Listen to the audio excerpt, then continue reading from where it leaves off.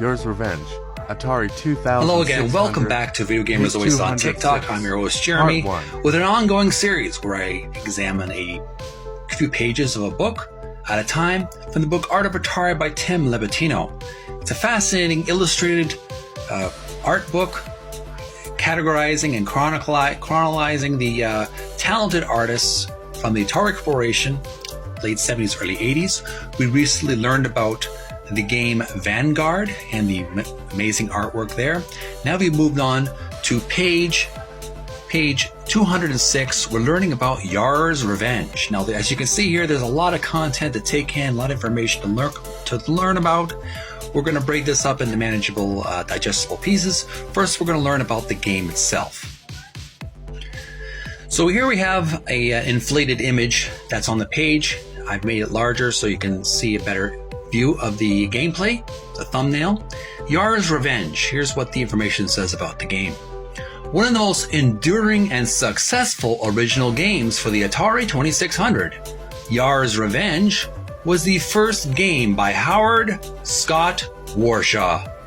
Originally conceived as a conversion of the popular arcade game Star Castle, Warshaw believed he couldn't do that title justice and decided to create his own game using basic elements drawn from Star Castle.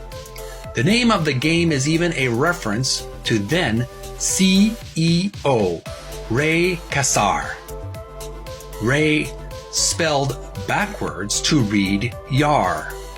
Warshaw developed a detailed backstory for the game that ended up as part of an exclusive pack in YARS Revenge comic book. So I'll describe the image as much as I can. It's a black screen with I believe there's a purple ship on the left and there's a yellow ship on the right. The yellow ship is surrounded by some kind of red shield. I guess you can blast away the shield.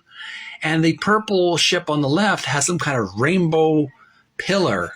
I don't know if it's a protective barrier or maybe some YARS Revenge aficionados, so gamers who are really familiar with the game and playing it and winning it can leave your comments below to describe how the gameplay works. But it's very colorful.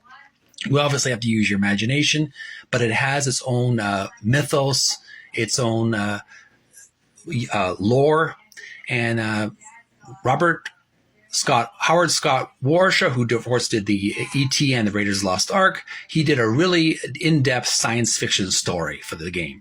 More on YARS Revenge after this video. Thanks for watching. Send some likes, send some love.